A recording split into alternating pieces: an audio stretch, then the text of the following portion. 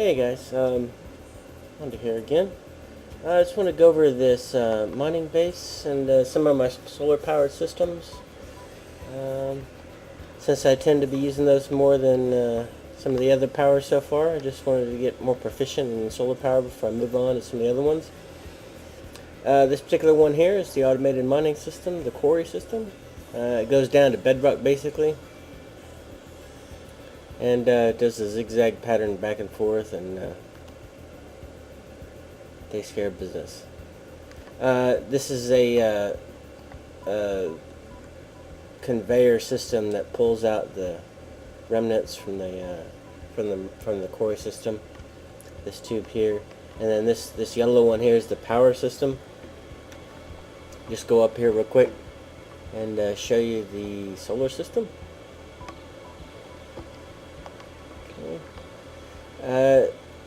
These four boxes here are solar arrays. They are low voltage solar arrays, which is one above basic. There are four grades of solar system. This is grade 2. This may not be the best way to set it up, but this is just the way that I've set it up that works pretty well. These solar systems feed into these two battery packs. So when the system is not in use, if I'm moving it, the solar arrays charge up these battery packs, and then that way whenever I turn it on, that energy doesn't go to waste. This box here, I'm not sure exactly what this is. It's just required to convert the battery powered the solar systems down into something that a machine can use, something like that. Anyway, it's just a device that you need to power machines. So anyway, that's basically where the power comes from. The layout that I have here is, as you can see, the solar array is directly above, and as I move down, I'll just move this piping system down that way as I move the quarry that way as well. You get some diminishing returns if this pipe here, this power feed to the quarry system, gets too long, so just keep that in mind. You have to continue to move your solar arrays. It's not too big of a hassle. The conveyor system feeds up into the rafters there and run along this pipe here. It's kind of long. I may have to change it up a little bit. I'm going to add some things to it as well. I'm going to add a separator system. It's just for right now. It's basically just feeds into these three chests, and then I manually come over here and basically convert this waste into diamonds. So you can convert things into different components if you're not going to use them. So that'll be automated. It's not there yet. I'm still learning this expansion pack, so I know it's possible. It's just I haven't got there yet. So I'm going to move on to the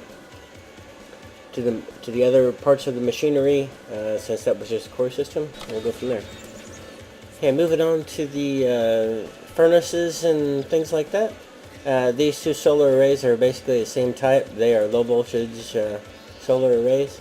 I only need 2 to power the machines that I have in this area. The quarry requires much more energy, so that's why I'm going to have to 4 isn't quite enough, so I'm gonna have to step it up a few more. But the four packs there, I'm sorry, the two low voltage packs, they feed into those 2 battery packs, which feed down into these machines. This is a electric furnace. This is a macerator, and what that does basically is it takes ore and it converts it into dust, turns it into 2 dust. So it takes 1 ore, converts it into 2 dust. You take the 2 dust and then you put it in the furnace, and then you get 2 ore. So it multiplies your ore basically. You can't multiply bars, only the ore. So I've got 2 macerators in here, and then I've got this compressor here, which converts 3 different types of ores into 1. So 3 furnaces, 2 macerators, and then this is a generator unit. So whatever at night that I'm I'm out of battery power, I can just throw some coal into this generator, and then it will supplement these units until the daytime comes. So we're going to move on to one more piece that I've been working on, and that is the fossil fuel section. So I'll be right back. Okay, now over at the oil derrick that I created. This bottom area down in here, this used to be all oil. I mined it out pretty good, so that's why you don't see too much. It's just a little oil derrick that I built. It's got a pump on top, which siphons out the fossil fuel. Goes down to a tank here, and then it gets shot over this way, over into a holding area, until I move it on to the main base for storage. Over this way. I wanted to move this stuff into steps and not move it all into once, but this will be like the staging area before it gets moved on to the main base. I wanted to create an area like this because I've got some other oil facility or other oil deposits over there and over there, so I wanted to have this stuff meet in the middle, so I could send it all to the base and not have to make a whole bunch of pipes stretched out across the map. So once I'm ready to pipe this stuff out of here, I'll connect these pipes, and then it'll move on that way to the base. But for now, I'm going to show you where we're at as far as setting up the storage for the base. Okay, so coming from out there, the piping system, as you can see right there, runs all the way underground and comes up right in here and heads over this direction up into this will be the refinery once I finish building it. Goes up into here, and then this will be final storage before I create the refinery. So all that stuff out in that field there will get pumped into here. The refinery will be down in this area, and you kind of want to keep your refineries away from anything precious. Refineries, if you screw up, tend to blow up. So you don't necessarily want to put all your oil reserves next to your refinery in case you screw something up. So the refinery will be down here once I'm ready to build it.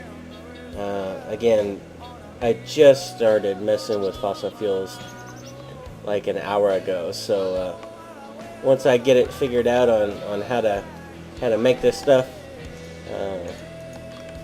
we'll put it all together. That's the refinery right there. And basically what you do is you pump oil and water into the back, and then it creates up in the front fuel. And the water is the coolant and the oil is for processing. And if you let your water run cool or run out, basically, that's usually what causes these things to blow up. So there's some precautions you can take. You can put obsidian and stuff like that around these things, so in case they do blow up, it doesn't take out everything. But anyway, it's going to be interesting and somewhat of a challenge to figure out. If you haven't noticed, your tools can be different colors now in this particular expansion. You get 3 different colored gems that you can make tools out of, and the gems are almost as hard as diamonds, so it's kind of cool. You can run around with a different set of tools, different colored tools every day if you wanted to. So anyway, I'm really liking this expansion. I think it's pretty awesome. I recommend you guys checking it out if you're interested. It's very complicated. There's tons of stuff to do, but there's a lot of cool features in it. Not something you could learn all in one day, but if you wanted to give it a couple of minutes, I think it'd definitely be worth the effort. One of the nice things that you can do in this game is you can create one of these alchemist chests, and you can create this talisman of repair, and it repairs all your tools. So when you put them in here, it'll repair, and you can go back and use them again. So you've got 3 different colored tools you can use. It's kind of cool. I like it. Anyway, that's it for now. Take care, guys.